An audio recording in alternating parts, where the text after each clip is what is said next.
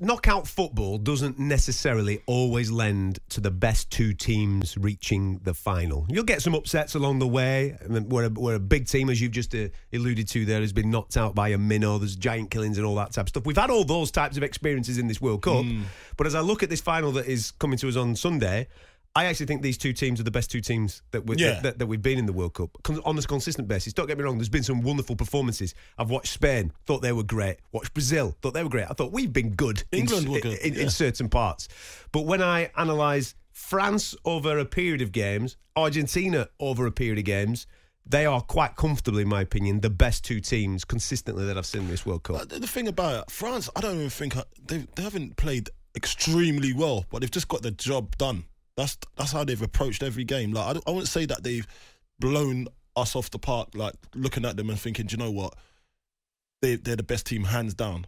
I'd say they've just been efficient and they've scored at the right time. But there's a beauty in that, isn't there? There's a beauty in efficiency. Yeah, of course. And they've got the experience as well. So when you think they're down and out, they're not actually down and out. They're just monitoring the game, and then now you can see how far that's got them. So they know how to win games and they know how to see a game out as well. They have been lucky at some times, but you need a little bit of luck with these knockout stages at the start of it, obviously. And then you need a bit of luck later on in the competition. So you just got to understand how to win games, I think. And sometimes it's not pretty football. The narrative of the game is obviously going to be Messi versus Mbappe. That's what it's going to be. You've got new versus old. Of course, that's the narrative. From a Messi point of view, he's done everything. He's won everything. From an individual point of view, from a team point of view, bar this. This is the one. Yeah. And I know that the conversation is always going to be Messi or Ronaldo, because of the era that they both played in.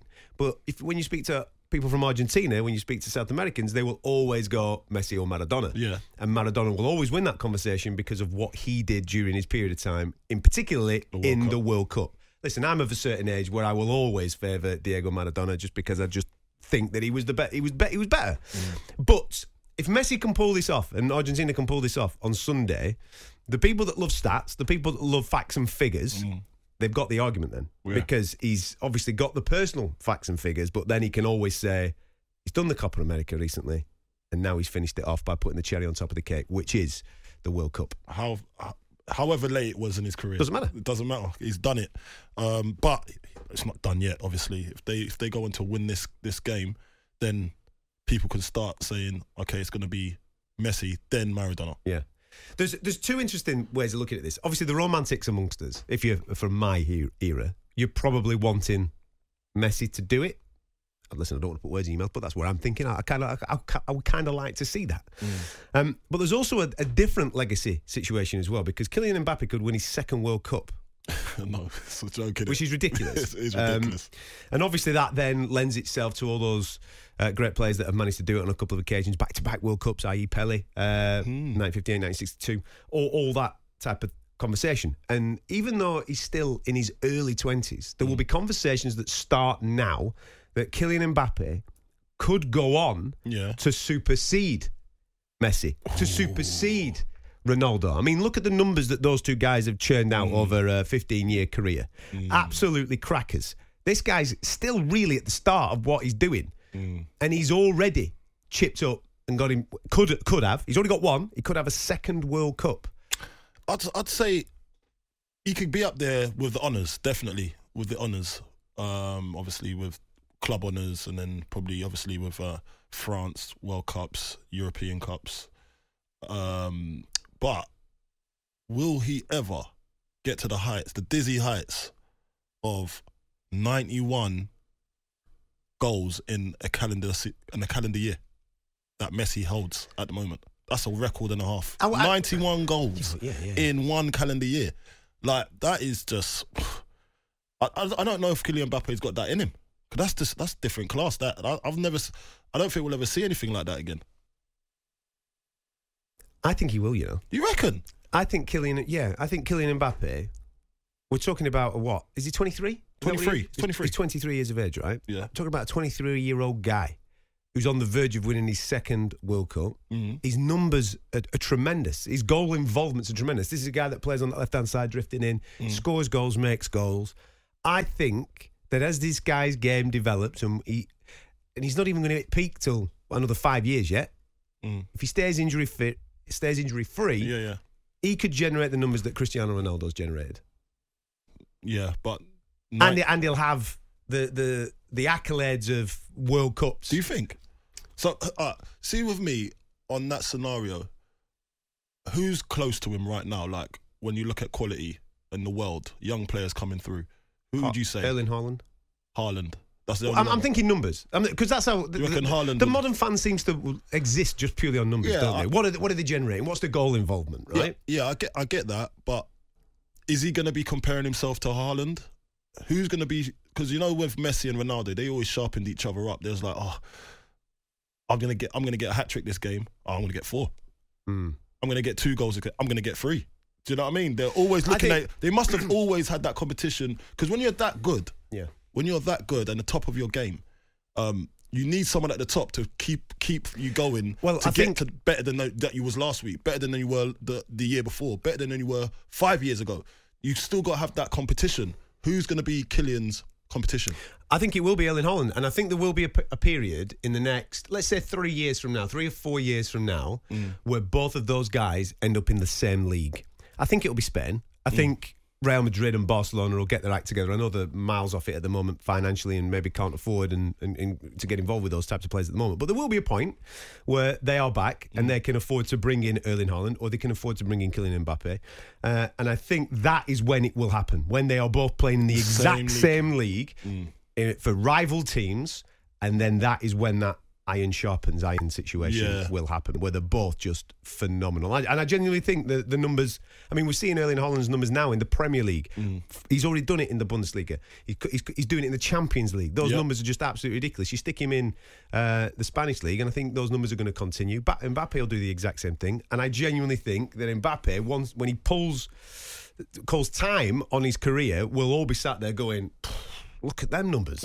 Look at them numbers compared to what Messi and Ronaldo did. I think this guy is going to go on to be classed as even greater than them two. And that's saying something, because these two are phenomenal. Yeah. I'd love to see it happen, because it's great for the spectators, it's great for fans, football purists to see those sort of numbers. And you'd look at it as well and say, do you know what? He can actually do it. I feel he can do it, but he just needs someone next to him to be pushing him all the way, because that's what Cristiano had. That's what Messi had. They had those two. They were sparring partners, basically. That's all he needs, and he has to physically see it in the same league. And I'm with you on that one. Thierry's giving us a ring. Good evening. Good evening, Thierry. Thierry! I'm assuming you're extremely excited for a World Cup final on Sunday. Oh, it's to be a great day on Sunday. Oh, great day. That's optimism, that, Thierry. Because, I listen you talk Messi and Mbappe, but you forget the best player of the tournament, Griezmann. Superb. Yeah. Griezmann as well. Alors, I told you what's happening on Sunday. Griezmann 1 goal, Mbappe 2 goal, Messi 1. We win 3-1. Oh. That's precise. That is precise. I'll tell you what I've been really impressed with, Thierry, the development of Griezmann, because when he obviously came to my attention years and years ago, he was more of a guy that just played off the front guy, just constantly in that hole, and then sometimes he even played as the number 9. Now, he's just everywhere. I've seen him in a defensive role. I've seen him everywhere this World Cup. He's been fantastic. This is exactly what Deschamps do. Deschamps, he said to Griezmann, command, we have no Kante, you do the job, be on the middle, go everywhere. He's a dog. When I see Griezmann, he's such an intelligent footballer. Yeah, great footballer. He's so intelligent. I didn't know he had that in him to even change his game up to think defensive-minded. Do you know how many times against Morocco you saw him in his own penalty box clearing the ball? On the line. Yeah, clearing the ball. And I was like, wow, his intelligence for this game, reading the game before, snuffing out the danger. He was unbelievable that game. And not just because he's a great... Because I think he's an even better attacker. He's a great attacker. He can see a pass. He keeps it ticking in the midfield. He can play... You see, when we talk about Jude Bellingham, Jude can play number 4, number 8, and number 10. Griezmann does that as well. He already does it. He's doing it at a high level. You're talking about England. It's you're very to be close to France. But what I see, an English team look like Liverpool, you have the spirit to win the game. But when it comes to the international, it looks like you're missing something. Yeah. This is why France on Sunday doesn't matter which way we do, but we win. Yeah. And listen, that's all England fan wants. That's all they want. How are you consuming the game on Sunday, Thierry? Have you got the friends and family around? Are you doing it on your own? How are you doing friends, it? Family. Oh, I have a question for you. Yes. What do you prefer? Play well or win the World Cup? Win. Just win. I'm not bothered how it looks. No, we need win. to. We need to win now. We haven't got the. What France do? Yeah, I know. France are efficient. They're efficient. They get the job done. They do ride their luck sometimes, but Of course, but you need a little bit of luck. yes, you do. You do. You need a little bit of luck and everything, but you provoke the luck. Yeah, you produce the push luck. for the luck. Yeah, you're right. You're right. No, listen, I've got nothing but admiration for France. Yeah, I felt that if we was to win, England was to win against France, we'd have gone on to win the whole World Cup. Here, Thierry, I don't know how true this is, right? But I saw a thing the other day on social media where Benzema's put his hand up and said, "Yeah, man, I'm available for the World Cup final." You know what? It's possibly to be the best thing is happening to Benzema don't play. Yeah, do you reckon?